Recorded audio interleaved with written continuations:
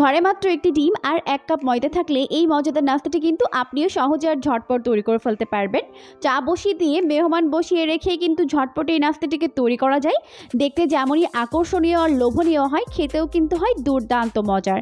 তাই রেসিপিটা কিন্তু একদমই মিস করা যাবে না। তাহলে চলুন দর্শক, দেখে নেওয়া যাক আজকের রেসিপির পুরো প্রস্তুত প্রণালী শুরু থেকে শেষ পর্যন্ত। নাস্তা তৈরির জন্য প্রথমে একটি বোলের মধ্যে একটা ডিম ভেঙে নিব। এরপর এর মধ্যে অ্যাড করে দিব 1/3 কাপ পরিমাণ চিনি। যারা কম মিষ্টি খেতে পছন্দ করেন তারা চাইলে 1/4 কাপ চিনি ব্যবহার করতে পারবেন। এখন একটি হ্যান্ড হুইক্সের সাহায্যে সবকিছুকে খুব ভালো করে বিট করে নিতে হবে। একটু সময় নিয়ে বিট করব যাতে করে চিনিগুলো ভালোভাবে গলে মিশে যায়।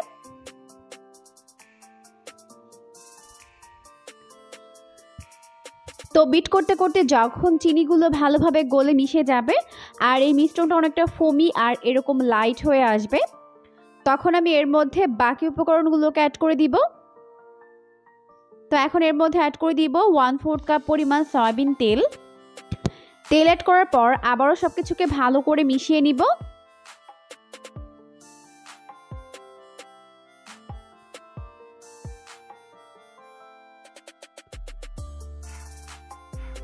তো সবকিছুকে খুব ভালো করে মিশিয়ে নেওয়ার পর এখন কিন্তু আমাদের মিশ্রণটি একদম রেডি হয়ে গেছে।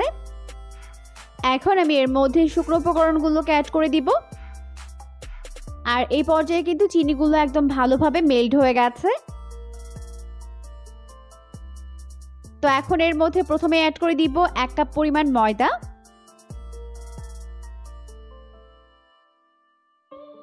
হাফ চামচ পরিমাণ দিয়ে দিব বেকিং পাউডার। আর খুবই সামান্য পরিমাণে দিয়ে দিব লবণ। আর দিয়ে দিব 2 টেবিল চামচ পরিমাণ গুঁড়া দুধ। গুঁড়া দুধ থাকলে দিবেন, আর না থাকলে না দিলেও হবে, তবে দিলে টেস্টটা অনেক বেশি ভালো হয়। এখন আবারও সবকিছুকে একত্রে খুব ভালো করে মিশিয়ে নিব।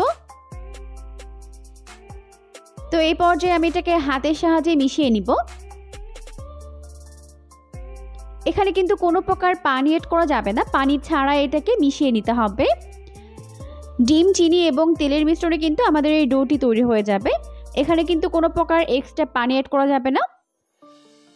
তো খুব ভালো করে মেখে নিয়ে আমি এটাকে প্রায় 5 মিনিটের জন্য রেস্টে রেখেছিলাম, যাতে করে ময়দার ডোটি ভালোভাবে সেট হয়ে যায়।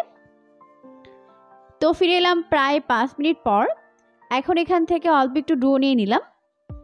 এরপর হাতের মধ্যে নিয়ে প্রথমে এরকম একটি গোলাকার শেপ দিয়ে নিলাম। এখন এটাকে এইভাবে চ্যাপটা করে নিব। এরপর একটি নাইফের সাহায্যে এইভাবে করে আমি ডিজাইন করে নিচ্ছি।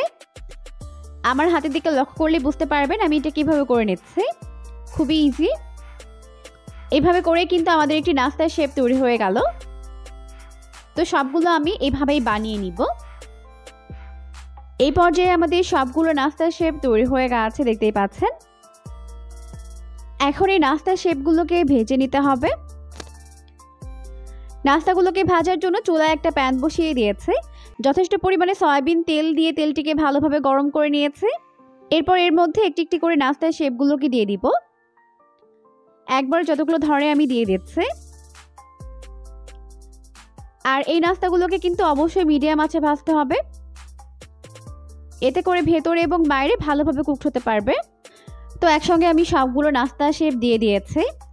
এখন মিডিয়াম আঁচে এগুলোকে উল্টে পাল্টে দুটো সাইড গোল্ডেন ব্রাউন করে ভেজে নিচ্ছে। ভাজতে কিন্তু সুন্দর একটা কালার চলে এসেছে। এখন আমি এগুলোকে ভালোভাবে তেল ঝরিয়ে তেল থেকে উঠিয়ে নিব।